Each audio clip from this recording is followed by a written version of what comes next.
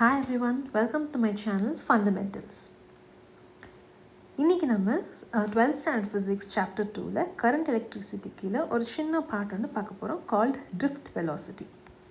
Okay, velocity அப்படின்னா ஜென்ரலாக என்ன? வெலாசிட்டி அப்படின்றத நம்ம என்னென்னு சொல்லுவோம், டிஸ்டன்ஸ் டிவைடட் பை டைம்னு சொல்லுவோம். ஃபார் எக்ஸாம்பிள், ஒரு ட்ரெயின் இருக்குதுன்னு வச்சுக்கோங்களேன். அந்த ட்ரெயின் வந்து ஒரு 50 கிலோமீட்டர் போகுது, ஓகே, ஃபார் எவ்ரி 60 minutes. அப்படின்னா நம்ம என்ன சொல்வோம், 50 கிலோமீட்டர்ஸ் per hour அப்படின்னு சொல்லுவோம். கரெக்டாக? இதுதான் அந்த ட்ரெயினோட velocity. This is nothing but speed அப்படின்னு கூட நம்ம சொல்லலாம். ஓகே, இப்போ இந்த ஸ்பீட் அப்படின்றதுக்கும் இந்த எலக்ட்ரானுக்கும் என்ன சம்மந்தம்? நம்ம எலக்ட்ரான் வந்து ஒரு ஆட்டமில் நடுவில் நியூட்ரான் இருக்குது, அதை சுற்றி நடுவில் நியூக்ளியஸ் இருக்குது, அதை சுற்றி we have shells, அதில் எலக்ட்ரான்ஸ், அதுவும் ஃப்ரீ எலக்ட்ரான்ஸ் இந்த அவுட்டர் மோஸ்ட் ஷெல்லில் என்ன ஆகிட்டுருக்கு, மூவ் ஆகிட்டுருக்கு அப்படின்னு சொல்கிறோம், மூவ்மெண்ட்டில் இருக்குது. ஓகே, ஆனால் நமக்கு தெரியும் கரண்ட் அப்படின்றது ஃப்ளோ ஆஃப் சார்ஜஸ், அதுவும் நம்ம பர்டிகுலராக ஃப்ளோ ஆஃப் எலக்ட்ரான்ஸ்னு சொல்லுவோம். இங்கேயும் எலக்ட்ரான் மூவ் ஆகிட்டுருக்கு, கரண்ட்லேயும் எலக்ட்ரான் மூவ் ஆகிட்டுருக்கு. அப்போயே ஜென்ரலாகவே வந்து ஆட்டமில் கரண்ட் ப்ரொடியூஸ் ஆக மாட்டேங்குது. இல்லை ஒரு பர்டிகுலர் மெட்டீரியலில் ஒரு கண்டக்டர்னே வச்சுப்போமே, ஒரு கண்டக்டர் சும்மா இருக்கும்போது ஏன் அந்த கரண்ட் ப்ரொடியூஸ் ஆக மாட்டேங்குது? ஏன்னா ஒரு கண்டக்டர் வச்சுப்போம், ஓகே, இதுதான் ஒரு கண்டக்டர், இதில் வந்து நிறைய ஃப்ரீ எலக்ட்ரான்ஸ் இருக்குது. ஓகே, இதெல்லாம் ஃப்ரீ எலக்ட்ரான்ஸ். இந்த ஃப்ரீ எலக்ட்ரான்ஸ் வந்து பேசிக் ஃபிசிக்ஸில் அப்படி என்ன சொல்கிறாங்கன்னா, ஒரு எலக்ட்ரான் ரைட்டில் போச்சுன்னா இன்னொரு எலக்ட்ரான் கண்டிப்பாக லெஃப்டில் போகும். ஒரு எலக்ட்ரான் கீழே மூவ் ஆச்சுன்னா இன்னொரு எலக்ட்ரான் கண்டிப்பாக மேலே மூவ் ஆகும். ஒரு எலக்ட்ரான் டயக்னலாக அப்வர்டாக மூவ் ஆச்சுன்னா இன்னொரு எலக்ட்ரான் டயக்னலாக டவுன்வர்டாக மூவ் ஆகும். ஓகேயா? ஸோ என்ன ஆகுது அப்படின்னு பார்த்தீங்கன்னா, ரெண்டு எலக்ட்ரான் இருக்கிற இடத்துல ரெண்டு எலக்ட்ரானை they cancel each other.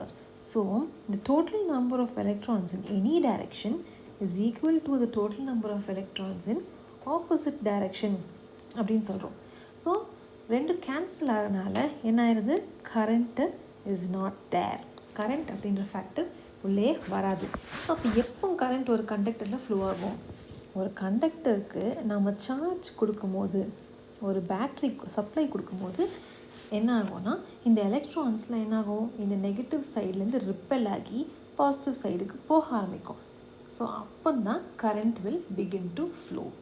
So இந்த கரண்ட், இந்த velocity with which electrons travel, okay, எப்போ ட்ராவல் ஆகுது, ஒரு ஃபீல்டு க்ரியேட் ஆகும்போது ட்ராவல் ஆகுது. ஸோ அதில் அதனால் நம்ம என்ன சொல்லலாம், drift velocity can be defined as the average velocity acquired by electrons inside the conductor when it is subjected to an electric field. So electronsக்கு வர்ற velocity ஒரு கண்டக்டரில் எப்போ வருது, எலக்ட்ரிக் ஃபீல்டில் நிற்கும் போது வருது. ஸோ இந்த எலக்ட்ரான்ஸ் ட்ராவல் ஆகுது இல்லையா, இது எப்படி ட்ராவல் ஆகும்னு பார்த்தீங்கன்னா ஒரு ஜிக்ஸாக் பேட்டர்னில் ட்ராவல் ஆகும். இந்த டயக்ராமில் பார்த்தீங்கன்னா எலக்ட்ரான் இங்கேருந்து இங்கே போகிறதுக்குள்ளே ஒரு ஜிக்ஸாக் பேட்டர்னில் அது ட்ராவல் ஆகி போகுது. ஓகே, ஸோ இதுக்கு பேர் தான் ட்ரிஃப்ட் வெலாசிட்டி. இப்போ நம்ம என்ன பண்ணோம், ட்ரிஃப்ட் வெலாசிட்டி நம்ம வந்து டிரைவ் பண்ண போகிறோம், ஒரு ஃபைனல் ஈக்குவேஷன் கண்டுபிடிக்க போகிறோம். இந்த ரெண்டு சென்டென்ஸ் பார்த்துக்கோங்க. அதாவது டவ் அப்படின்னா என்ன, ஏ அப்படின்னா என்ன. டவ் அப்படின்னா டைம் ரெப்ரசன்ட் பண்ணுறோம், அதுவும் என்ன டைம்னா மீன் ஃப்ரீ டைம், சரியா?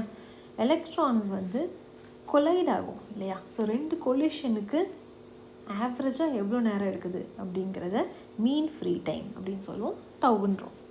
ஏ அப்படின்றது ஆக்சிலரேஷன், ஒரு எலக்ட்ரானோட ஆக்சிலரேஷன், அதுவும் இன் பர்டிகுலர் இங்கே ஏக்கு மேலே ஒரு ஏரோ மார்க் போட்டிருக்கோம் இல்லையா.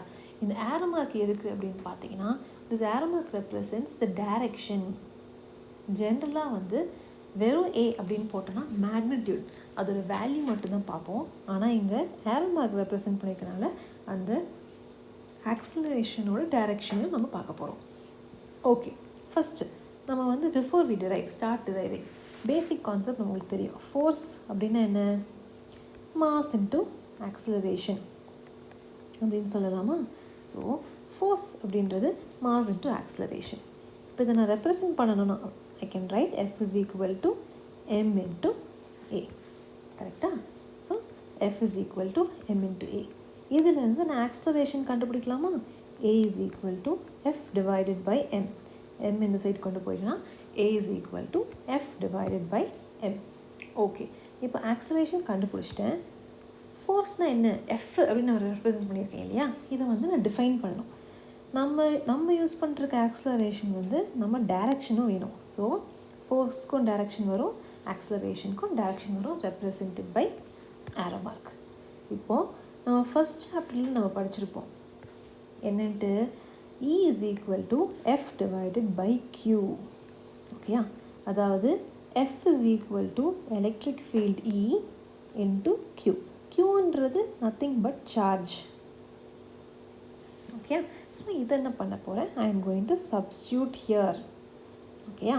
ஸோ சப்ஸ்டியூட் பண்ணால் I will get A is equal to F by M which is equal to Q into E divided by M. So Q அப்படின்னு சொல்கிறோம் இல்லையா? நம்ம வந்து Q அப்படின்ற பிளேஸில் என்ன யூஸ் பண்ணிகிட்ருக்கோம்? Qனா சார்ஜு. நம்ம என்ன சார்ஜ் யூஸ் பண்ணுறோம்? எலக்ட்ரானோட சார்ஜ் யூஸ் பண்ணுறோம். அதுவும் எலக்ட்ரானோட charge in the opposite direction. அதனால் ஒரு மைனஸ் இன்க்ளூட் பண்ணி we can write this as is equal to minus E electric field divided by M. Okay, so A is equal to minus E into electric field divided by M. So நம்ம ஆக்ஸலரேஷன்னா என்ன அப்படின்றத கண்டுபிடிச்சிட்டோம். Next என்ன பண்ண போகிறோம்? நம்ம பர்பஸே வந்து velocity என்னென்னு கண்டுபிடிக்கிறது தான், drift velocity in particular. So ஆக்ஸலரேஷனுக்கும் வெலாசிட்டிக்கும் என்ன ரிலேஷன்ஷிப் இருக்குது? Velocity is nothing but acceleration into time. கரெக்டாக? இங்கே டைம் அப்படிங்கிறது தான் இந்த மீன் ஃப்ரீ டைம் டவ். ஓகேயா? ஸோ வெலாசிட்டி, ட்ரிஃப்ட் வெலாசிட்டி எப்படி ரெப்ரசன்ட் பண்ணுவோம்? VD is equal to acceleration என்ன இங்கே இருக்கு இல்லையா? இந்த ஆக்ஸலரேஷன் இங்கே கொண்டு வந்துடுவோம். Acceleration into time. டைம் என்ன? Tau. Okay, so VD is equal to A into tau. Okay, இப்போ நெக்ஸ்ட்டு வந்து ஏயோட வேல்யூ சப்ஸ்டியூட் பண்ண போகிறோம். இதுதான் ஏயோட வேல்யூ இல்லையா? இந்த ஏயோட வேல்யூ இங்கே சப்ஸ்டியூட் பண்ண போகிறோம். அப்போது VD is equal to A value என்ன? Minus E electric field divided by M into tau. Okay, substitute பண்ணால் we will get this. இப்போ இந்த ஈக்குவேஷன் நம்ம ஸ்லைட்டாக ரீஅரேஞ்ச் பண்ண போகிறோம். எப்படி ரீஅரேஞ்ச் பண்ண போகிறோம் பார்த்தீங்கன்னா மைனஸ் E M tau இதெல்லாம் கிளப் பண்ண போகிறோம். ஸோ கிளப் பண்ணும்போது என்ன வரும்? VD is equal to minus E tau divided by M into electric field. Okay, so we have found this. இதில் பார்த்தீங்கன்னா இந்த minus E tau divided by Mன்றதை மியூ அப்படின்னு சொல்லி ரெப்ரசன்ட் பண்ண போகிறோம். மியூ அப்படின்னா மொபிலிட்டி அப்படின்னு அர்த்தம். ஸோ அப்போ இதை நான் ஃபர்தர் சிம்பிள் நாட் மைனஸ் வெறும் E tau M அப்படின்றத மியூன்னு ரெப்ரசன்ட் பண்ண போகிறோம். ஸோ இதை நான் எப்படி எழுதலாம்? VD is equal to minus mu into electric field எழுதலாமா? So VD is equal to minus mu into E where mu is nothing but mobility. Okay, so this is my final equation for drift velocity. இதிலிருந்து நான் mobilityனா என்ன அப்படின்றத I am going to see. இப்போ we know that VD is equal to minus mu into V. இதை நான் எப்படி எழுதலாம்? mu is equal to VD divided by E. ரெண்டுத்துக்கும் டைரக்ஷன் இருக்குது. ஓகே, இது போக இந்த மைனஸ் சைனை வந்து I'm taking this way. So minus. ஆனால் மியூ பார்த்தீங்கன்னா அது ஒரு வேல்யூ. அதுக்கு வந்து it doesn't have any sign, positive negative கிடையாது. அப்போது இந்த மைனஸ்க்கு பதில் என்ன பண்ணலாம்? மேலேயும் கீழேயும் மேக்னிடியூட் போடலாம். ஸோ தட் வேல்யூ மட்டும்தான் கிடைக்கும். இதுதான் இது. So this is called mobility. அது எப்படி டிஃபைன் பண்ணுறாங்கன்னா mobility is the magnitude. Okay, magnitude of drift velocity per unit electric field. ஓகேயா? ஸோ இப்போ நம்ம இதில் என்னெல்லாம் பார்த்துருக்கோம்? ஆக்ஸலரேஷன்னா என்ன, drift velocityனா என்ன, அதுக்கப்புறம் மொபிலிட்டினா என்னென்னு பார்த்துருக்கோம். இப்போது இதோட எஸ்ஐ யூனிட் அப்படின்றத பார்க்க போகிறோம். எஸ்ஐ யூனிட் அப்படின்னா ஃபார் எக்ஸாம்பிள் டைம் எடுத்துக்கோங்களேன். டைமை வந்து நம்ம எப்படி மெஷர் பண்ணுவோம்? செகண்ட்ஸில் மெஷர் பண்ணுவோம் இல்லையா? அதே மாதிரி ஒவ்வொன்றையும் எந்த யூனிட்டில் மெஷர் பண்ணணும்னு பார்க்க போகிறோம். ஸோ வெலாசிட்டி என்னென்னு சொல்லுவோம்? டிஸ்டன்ஸ் டிவைட் பை டைம் இல்லையா? அப்போது டிஸ்டன்ஸுன்றது மீட்டர் டிவைடட் பை டைம்ன்றது செகண்ட், மீட்டர் பர் செகண்ட். ஓகேயா? நெக்ஸ்ட் ஆக்சலரேஷன் என்னென்னு சொல்லுவோம்? ஆக்சலரேஷன் வெலாசிட்டி டிவைட் பை டைம்னு சொல்லுவோம். ஸோ வெலாசிட்டி என்ன? Metre per second. இதை டிவைடட் பை டைம், இன்னொரு செகண்ட் இருக்குது. இதை எப்படி எழுதலாம்? Metre per second square. இது எழுதலாமா? Next mobility. மொபிலிட்டி என்ன சொல்லுவோம்? Velocity divided by electric field. Velocity அப்படின்றது என்ன? Metre per second square divided by electric field அப்படின்றது என்ன? Electric field is nothing but volt per metre. So இது சிம்ப்ளிஃபை பண்ணோம் அப்படின்னா metre square divided by volt into second.